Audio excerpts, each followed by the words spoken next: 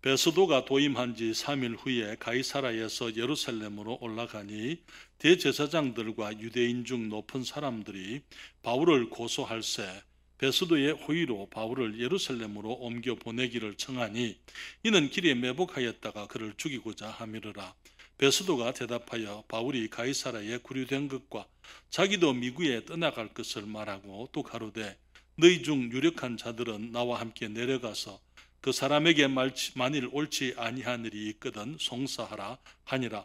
베스도가 그들 가운데서 8일 혹 10일을 지낸 후 가이사르로 내려가서 이튿날 재판 자리에 앉고 바울을 데려오라 명하니 그가 나오매 예루살렘에서 내려온 유대인들이 둘러서서 여러 가지 중대한 사건으로 송사하되 능히 증명하지 못한지라.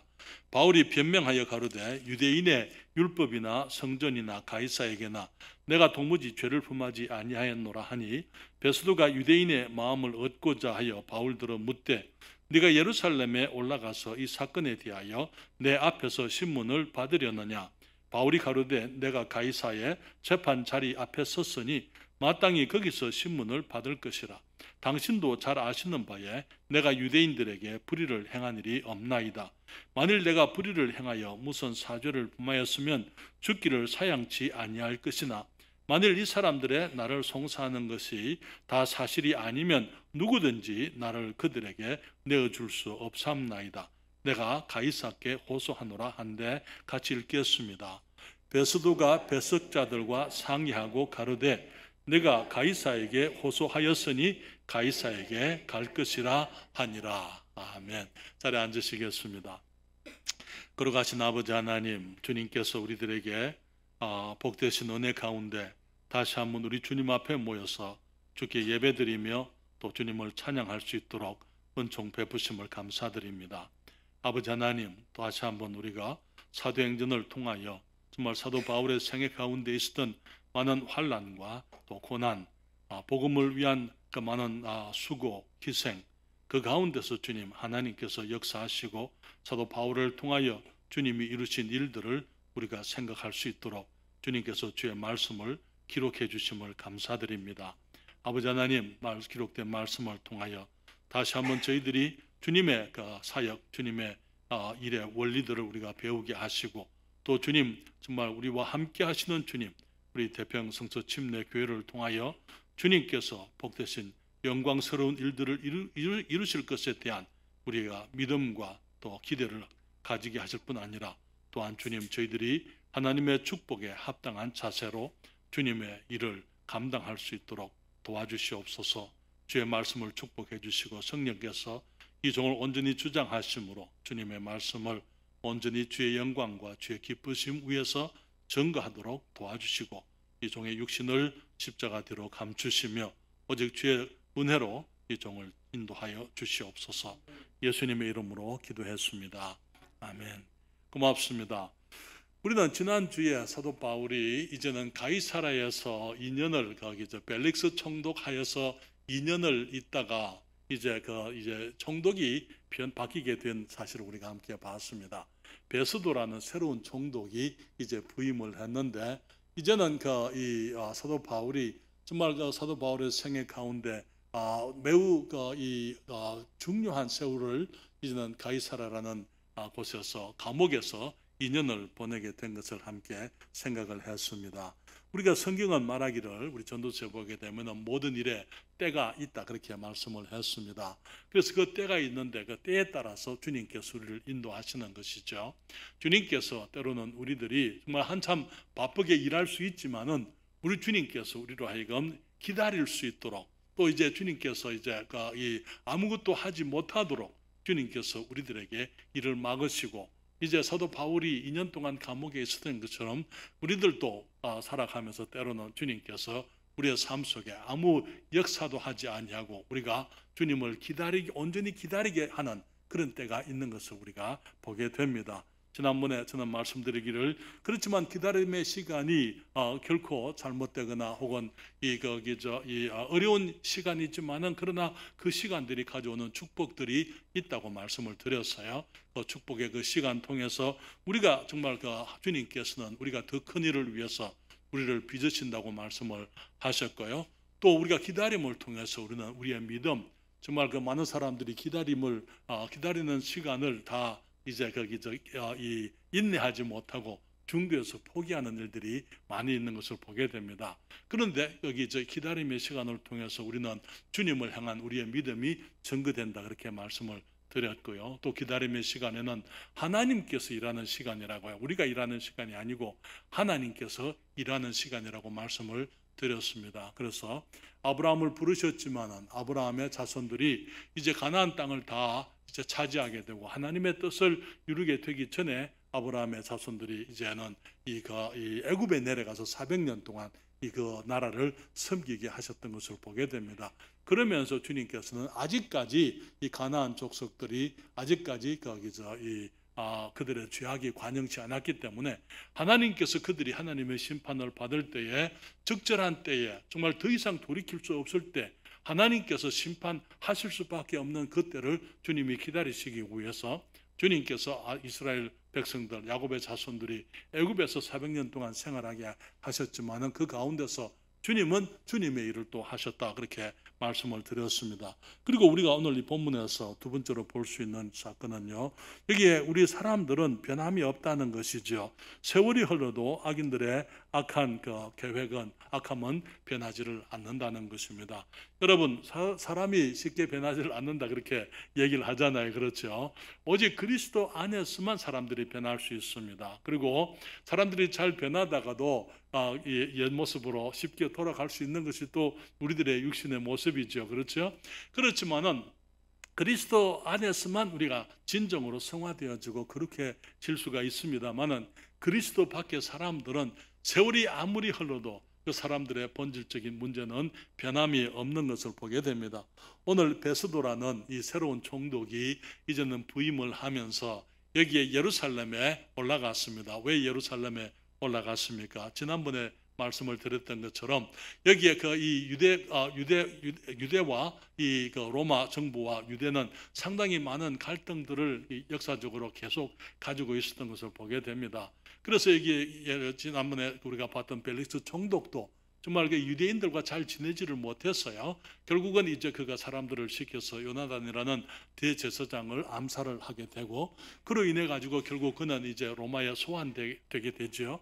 그러면서 이제 이 베스도라는 새로운 총독이 왔는데 이 정세가 매우 불안한, 매우 어려운 그런 상황에 있었기 때문에 이 베스도가 새로운 총독이 왔을 때에 그가 이제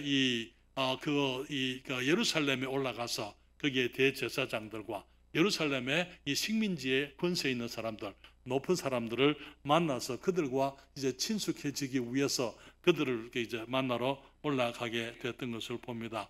그리고 사실은 이 시간이 아직까지 벌써 이제 거기 벨릭스가 바울을 구류한 지, 가이사라의 감옥에 구류한 지가 벌써 2년이 지났잖아요. 그렇지만 2년이 지난 후에도 이 베스도가 그곳에 올라갔을 때 그들이 여전히 사도 바울을 죽이려고 그들이 이제 바울을 죽일 기회를 찾는 것을 보게 되는 것입니다. 여기에 25장 1절로부터 3절에 보게 되면 성경이 말하기를 베스도가 도임한 지 3일 후에 가이사라에서 예루살렘으로 올라가니 대제사장들과 유대인 중 높은 사람들이 바울을 고소할세 베스도의 호의로 바울을 예루살렘으로 보내기를 청하니 이는 길에 매복하였다가 그를 죽이고자 함이라, 그렇게 말씀을 했습니다. 베스도는 신임 총독입니다. 그렇기 때문에 베스도의 약점을 그들이 좀 이제 이용하기를 원하는 것입니다. 베스도가 이제 유대인들 지도자들로부터 호의를 얻기 위해서 이제는 호의를 베풀어 주기를, 그러니까 친해지기 위해서 베스도가 이제 바울을 데리고 예루살렘으로 데려와 주기를. 왜? 처음에 예루살렘에서 체포됐지만은 거기에 이 천부장 루시아의 개입으로 예루살렘에서 죽이지를 못했잖아요. 그리고 가이사라에 갔습니다. 그들이 다시 가이사라에 있는 바울을 예루살렘으로 데려오기를 원하는 것입니다. 그 이유는요, 처음에 그들이 의도했던 대로 길에 매복하였다가 그를 죽이기 위해서, 그때 40여 명의 사람들이 바울을 죽이기 전에는 먹지도 않고 마시지도 않겠다라고 그렇게 맹약을 했던 사람들이 있었더랬어요. 그렇기 때문에 이제 이 사도 바울을 죽이고자 하는 유대인들의 그 관계, 그들의 마음은 여전히, 그들의 그 악의는 이 사라지지 않고 바울에 대해서 여전히 이제 바울을 죽이려고 하는 그런 마음을 가지고 있었던 것입니다. 그리고 그들은 이제 이 베스도가 연약한 베스도의 그 위치를 이용해서 바울을 죽이려고 하는 그런 의도를 가졌던 것을 보게 되는 것입니다. 여기 사랑하는 여러분, 우리가 이 땅에 보게 되면은요, 많은 정의롭지 못한 일들이 일어나게 되는데요. 그 이유가 무엇입니까? 너무나 많은 사람들이 각자 자기의 유익을 위해서 정의로운 삶을, 정의로운 것을 추구하고 공의로운 것을 추구하고 정직한 것을 구하기보다는 많은 사람들이 이렇게 이 이해관계에 얽혀서 정말 그 힘없는 사람들, 어려운 사람들을 더 힘들게 만드는 세상의 모습을 우리가 볼 수 있습니다. 하나님 여러분, 우리가 그렇지만은 정말 많은 그리스도인들이 이러한 그 정치적인 어떤 이해관계에 이제 그 얽매여 가지고 그게 얽혀 가지고 너무나 많은 그리스도인들이 역사 가운데 피를 흘리고 핍박을 받고 그들이 그 많은 것을 그 재산을 빼앗기게 되고 집을 정벌당하게 되고 매를 맞고 그들이 고소를 당하고 정말 수많은 그리스도인들이 그렇게 이 정치적인 이 사람들의 이해관계에 얽혀서 그렇게 고난을 당했던 것을 우리가 잘 알고 있습니다. 그렇지만은 우리는 그리스도인들로서 우리가 사는 세상이 공평하지 못한 세상이고 세상이 어두운 세상이기 때문에 그 가운데서라도 그리스도인들은 바르게 또 어렵게 공의롭게 우리가 살아야만 될 줄을 믿습니다. 우리 주님께서 요한계시록 22장 10절로부터 12절에 이런 말씀을 하셨어요. 또 내게 말하되 이 책의 예언의 말씀을 임봉하지 말라. 때가 가까우니라. 불의를 하는 자는 그대로 불의를 하고 더러운 자는 그대로 더럽고 의로운 자는 그대로 의를 행하고 거룩한 자는 그대로 거룩되게 하라. 보라, 내가 속히 오리니 내가 줄 상이 내게 있어 각 사람에게 그의 일한 대로 갚아 주리라. 그러나 여러분, 우리가 주님을 위해서 살게 될 때에 세상은 우리를 이해하지 못합니다. 사도 바울을 죽이려고 그들이 정말 오랜 세월을 이제 이 악의를 품고 그들이 포기하지 아니하고 지속적으로 그 하나님의 사람을 이제 이 핍박을 했던 것처럼 오늘날도 마찬가지예요. 수많은 사람들이 그리스도 밖에서는 여전히 그리스도인들은 핍박을 당하게 되어져 있는 것입니다. 그렇지만 우리가 기억해야 될 것은 이 시대가 영구적으로 끝나지 않는 이 세상은 반드시 끝이 나게 되어 있다는 것입니다. 우리 주님이 약속하셨기 때문에 이 세상은 끝이 나게 되고 우리 주님이 속히 오시겠다고 약속을 하셨어요. 그리고 주님이 오시게 되면은 그 모든 사람들의 모든 행위를 정의롭게 또 바르게 의롭게 주님이 심판하시게 되어져 있습니다. 그렇기 때문에 주님 말씀하시기를 여기에 이 책의 예언의 말씀, 이 요한계시록 지금 22장의 말씀이잖아요. 요한계시록은 22장까지 있습니다. 이 책의 예언의 말씀을 임봉하지 말라. 말씀 봉해놓지 말고 열어서 사람들이 읽게 하라는 것입니다. 사람들에게 전하라는 것입니다. 이 말씀을 선포하라는 것입니다. 계시록의 모든 말씀을. 그리고도 말하기를 불의를 하는 자는 그대로 불의하고 더러운 자는 그대로 더럽고 의로운 자는 그대로 의를 행하고 거룩한 자는 그대로 거룩되게 하라. 그렇게 말씀을 했습니다. 사랑하는 여러분, 그 불의를 하는 자, 세상 사람들이 비록 정말 그들이 온갖 이해관계에 얽매여 가지고 그리스도인들을 핍박하고 믿는 사람들을 멸시하고 무시하고 그렇게 하지만은 그러나 그들에 대해서 우리들은 주님 그대로 내버려 두라고 주님이 말씀을 하고 있는 거예요. 그들은 자기들이 하고 싶은 대로 하게 내버려 두라는 거예요. 그리고 여기에 더러운 사람들 그대로 더럽게 그냥 내버려 두라는 것입니다. 그게 얽히지 말고, 그리고 여기 말하기를 의로운 자들은 그리스도인들은 그대로 의를 행하고 거룩한 자는 그대로 거룩되게 하라. 왜냐하면은 우리 주님이 속히 오시겠다고 약속을 했습니다. 그리고 주님이 오시게 되면은 주님께서 주실 상이 우리 주님께 있다가요. 그래서 각 사람에게 그의 일한 대로 갚아 주겠다. 그렇게 말씀을 했습니다. 우리 주님 오시게 되면은 우리는 그리스도의 심판대가 있는 줄 우리가 알고 있습니다. 우리 주님 재림하시게 되면 공중에 오시게 될 때에 우리 모든 그리스도인들이 구름을 타고 오시는 주님께서 이제는 그 천사장의 나팔 소리와 함께 오시게 될 때에 모든 그리스도인들이 공중에 들림받아서 공중에서 주님을 만나게 되어져 있는 것이죠. 그때 7년의 그 어린 양의 혼인잔치, 그러나 그 어린 양의 혼인잔치를 또 다른 말로는 이 그리스도의 심판대, 우리 주님께서 그리스도인들을 심판하시는 그 심판대가 있게 되는 것입니다. 우리가 구원받았지만 어떤 사람들은 구원받지 못한 모습으로 살아가는 사람들이 있습니다. 그런 사람들 주님이 심판하시게 될 거예요.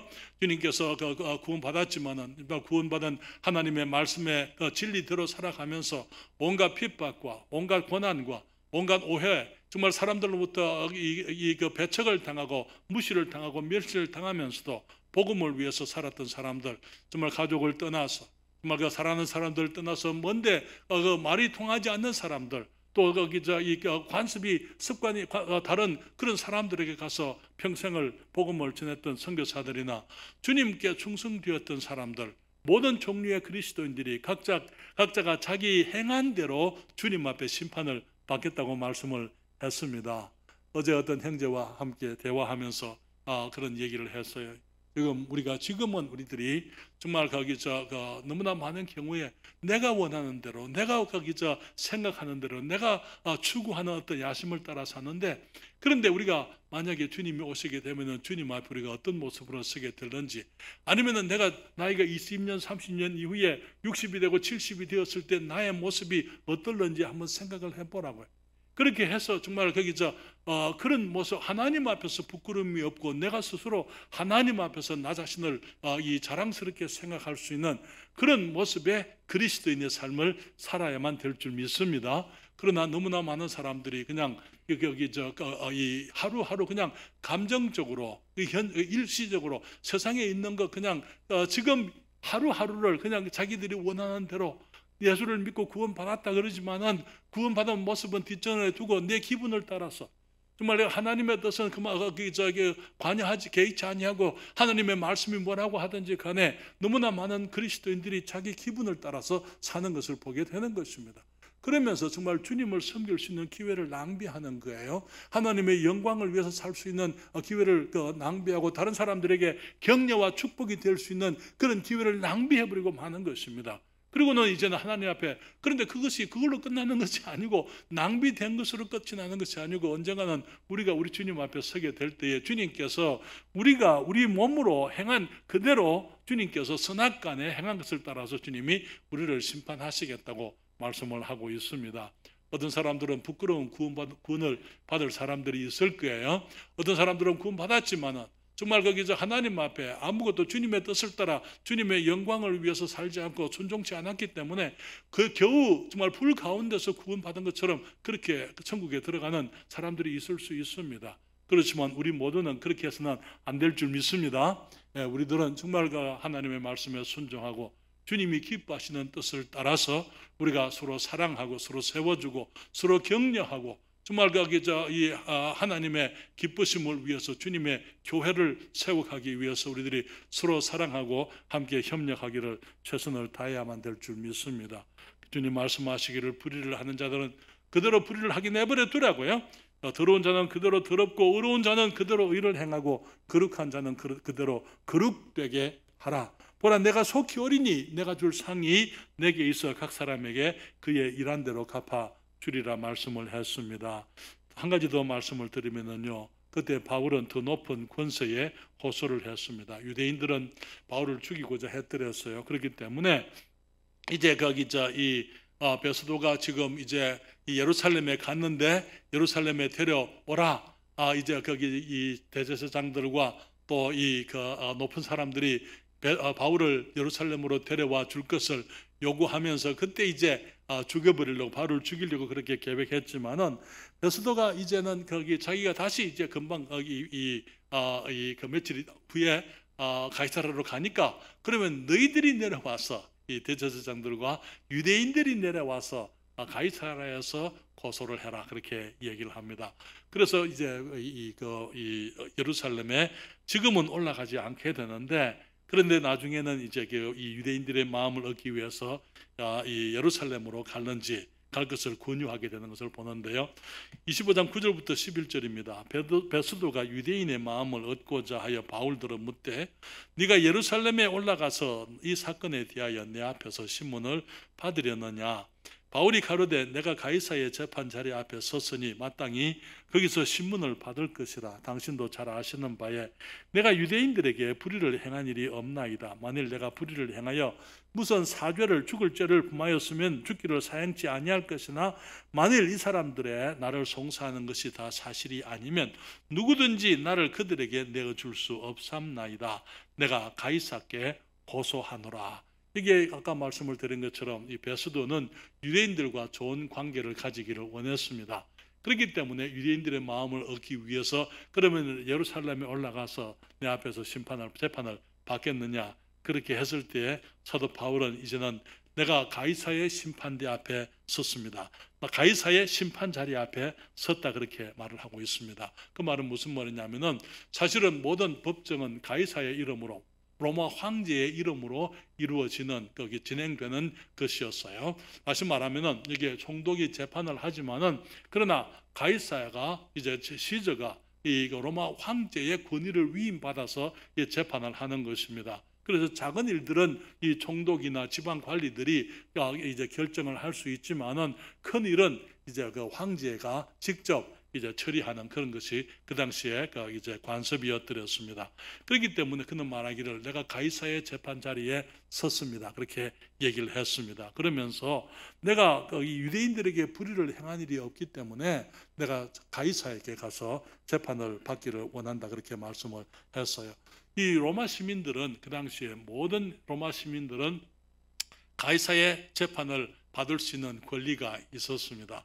그렇기 때문에 모든 법정이 가이사의 법정이었고, 또 이제 모든 로마 시민들이 가이사에게 재판을 받을 수 있는 권리가 있었기 때문에 그는 이제 황제에게 직접 판결을 받기를 원했던 것을 보게 되는 것이죠.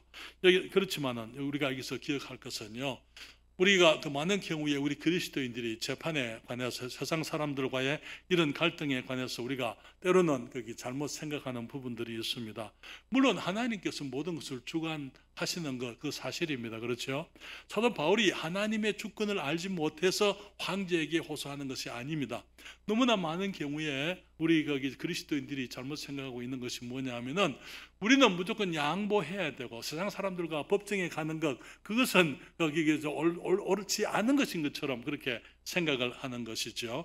그래서 많은 경우에 그리스도인들이 억울한 일을 당하게 되면은요, 하나님이 아시니까라고 넘어가려고 그렇게 하는 것을 보게 됩니다. 물론 제가 좀 이따 그 원리를 말씀을 드리겠습니다만은, 이게 사도 바울은 그렇게 하지 않았어요. 사도 바울은 황제가 자기 일을 판결해 주기를 그가 원했던 것입니다. 왜 그랬습니까? 사도 바울은 자기 자신을 위한 자신의 법적인 문제에 걸려 있지만 그것이 자신을 위한 것이 아닌 것을 알고 있었어요. 지금 그의 문제는 복음 때문에 지금 감옥에 갇혀 있고, 복음 때문에 지금 사람들이 그를 고소하고 있었기 때문에 그는 복음을 위해서는 자신의 무죄를 주장하기를 원했고, 또 자기에게 주어진 권리를, 이 황제 앞에서 이 재판받을 수 있는 권리를 그가 주장했던 것을 보게 되는 것입니다. 그런데 너무나 많은 경우에 우리 그리스도인들은 신앙 때문에 불의를 당하고 참는 것이 최선인 줄로 그렇게만 생각을 하고, 많은 경우에 양보하고 또 이제 그냥 불의를 당하면서도 그냥 참고 그냥 넘어가는 일들이 너무나 많은데요. 여러분, 모든 사람이 법 앞에 평등한 것이 맞습니까? 모든 사람이 법 앞에 평등한 건 맞나요?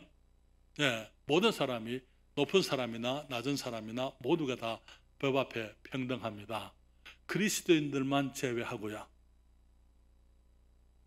많은 경우에 미국에서는 마치 그리스도인들은 그렇게 하지 해서는 안 될 것처럼, 그래서 그리스도인들이 이제 그 억울한 일을 당해도 이제 그 세상 법정에다가 호소를 하게 되면은 마치 그리스도인이 해서는 안 될 일을 하는 것처럼 그렇게들 오해하고 공격을 하고 그렇게 하는 것을 보게 됩니다.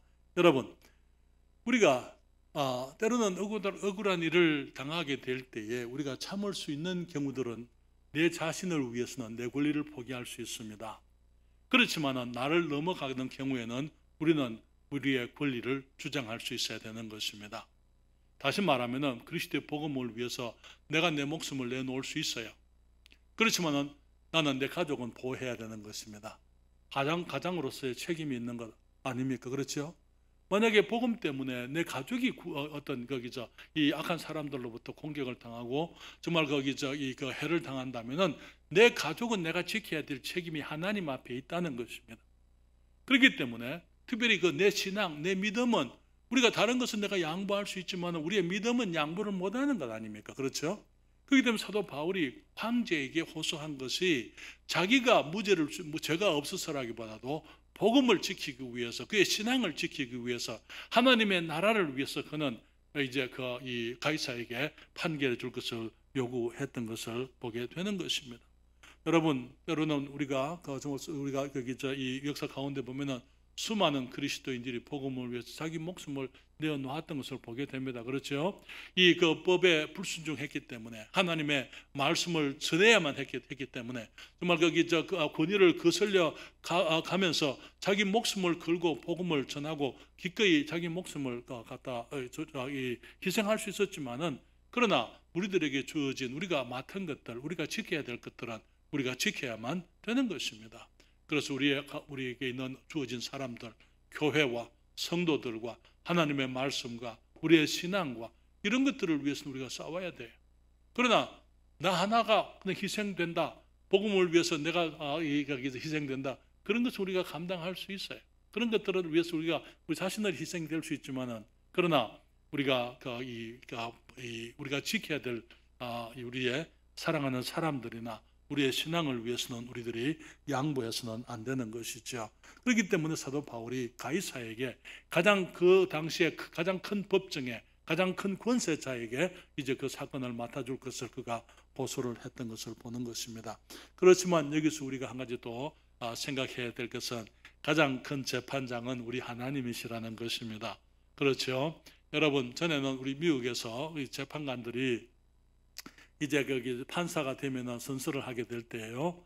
그들이 그 성경에 손을 얹고 이제 거기 선서를 하면서, 내가 법정에서 내린 모든 판단에 대해서 나보다 더 크신 하나님의 판단을 내가 받을 줄을 알고 있습니다. 그들이 그렇게 선서하고 그들이 취임을 해드렸어요. 하나님 여러분, 미국의 대통령들도 그렇게 했잖아요. 내가 내리는 모든 결정들, 나라를 다스리는 그 모든 것들로 인해서 내가 가장 큰 권세자이신 하나님의 심판, 그분 앞에서 내가 계산해야 될 때가 있다는 것을 그들이 안다라고 그들이 그 선서를 했던 것을 보게 되는 것입니다. 하나님 여러분, 그렇지만은 우리들이 너무나 오늘날 보게 되면 하나님을 두려워하지 않는 사람들이 마치 자기들이 하나님인 것처럼 정말 그렇게 판단을 하고, 의인을 악하다 그러고 악한 사람들을 어렵다 그러고, 지금 한국의 사법 체계를 보게 되면은 너무나 지금 거기서 뒤틀려져 있는 이 모습을 보잖아요. 그렇지만 우리들이 기억할 수 있는 것은, 우리에게 큰 위로와 소망이 되는 것은, 우리 하나님은 여전히 살아 계시다는 것입니다. 그분이 모든 것을 정의롭게 바르게 판단하신다는 것이죠. 우리 시편 7편 8절에 이렇게 말씀을 하십니다. 여호와께서 만민에게 심판을 행하시오니 여호와여, 나의 의와 내게 있는 성실함을 따라 나를 판단하소서. 우리가 이러한 모습으로 매일을 살아야 될 줄 믿습니다. 여호와께서 만민을 판단하십니다. 만민에게 심판을 행하십니다. 믿는 사람, 믿지 않는 사람, 정말 그 하나님을 아는 사람, 모르는 사람, 모든 사람, 만민을 주님이 만민에게 심판을 행하신다고요. 그렇기 때문에 우리 주님께서 나를 심판할 줄을 우리가 알고 있습니다. 그렇습니까? 우리가 하는 모든 입의 말들, 우리가 하는 그 사람에 대한 태도들, 우리가 하나님의 말씀에 대한 우리의 순종과 불순종, 우리들이 가지고 있는 이기적이고 악한 모습들, 주님께서 다 판단하실 거예요. 우리가 얼마나 사람들을 사랑했는지, 하나님 말씀에 순종했는지, 믿음으로 살았는지, 그 모든 것들을 주님께서 판단하시게 되어져 있기 때문에 시편 기자는 말하기를 여호와여, 나의 의와 내게 있는 성실함을 따라 나를 판단하소서 말씀을 했습니다. 사랑하는 여러분, 그래서 이제 우리 주님께서 모든 사람을 심판하시는데요. 또 성경은 말하기를 시편 7편 11절에 이렇게 말합니다. 하나님은 의로우신 재판장이시며 매일 분노하시는 하나님이시로다. 여러분, 우리 하나님은 만민에게 심판을 행하시는데 주님께서는 의로우신 분이기 때문에 매일 분노하시는 하나님이시라 그렇게 말씀을 했습니다. 물론 주님의 심판이 마지막 날에 있을 것입니다. 그렇지만 주님께서는 매일 하나님의 백성들이나 또 믿지 않는 사람들이나 주님께서 그들에게 대해서 분노하시고 주님이 심판하시는 것을 보게 됩니다. 주님은 죄인을 심판하시고 의인을 상 주시는 분이십니다. 순종하는 자녀를 격려하시고 불순종하는 자녀들에게 매를 때리실 수가 있는 분이 우리 하나님이신 것입니다. 그때 이 유대인들이 바울을 죽이려고 계획을 했지만은 하나님께서 개입하시고 하나님께서 판단하시고 주님께서 그들의 계획이 무익하도록 이렇게 거기서 헛되게 하신 분이 우리 하나님이신 것을 우리가 알고 있습니다. 그래서 주님께서는 우리가 다음에 계속 공부하겠습니다만은 바울이 이제 또다시 로마로 가게 되고 거기서 2년을 더 감옥에서 지내야만 됩니다. 적어도 5년의 세월을 사도 바울이 이제 그의 삶 속에 감옥에서 지내게 되는 것을 보게 되는데요. 많은 경우에 우리의 일이 우리의 계획이나 우리의 시간표대로 되지 않을 수가 있습니다. 왜냐하면 하나님의 시간표가 있기 때문인 것입니다. 그래서 우리가 하나님의 시간을 기다리면서 때로는 우리들이 인내하고 주님께 맡기고 주님을 기다리면서 하나님께서 우리의 삶을 준비하시고 또 우리의 믿음을 주님께서 강하게 하시고 또 우리로 하여금 주님의 일을 이제 그 때가 되면 할 수 있도록 모든 상황을 준비하실 수 있도록 주님께 맡기고 기다려야만 될 줄 믿습니다. 여러분, 사람들은 변하지 않습니다.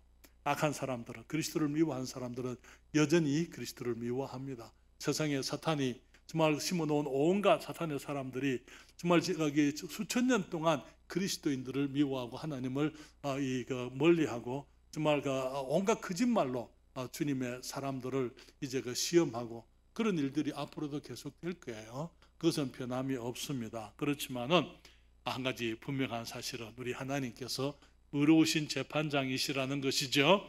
그분이 모든 사람을 심판하시게 될 겁니다. 그리고 주님께서는 우리 그리스도인들 하나님의 백성을 위해서 매일 분노하시는 분이 우리 하나님이시기 때문에 주님께 맡기고 우리가 주님을 의뢰하고 주님을 기다리면서 우리들의 하루하루 성실히 주님의 말씀에 순종하고 믿음으로 우리가 살아가야 될 줄 믿습니다.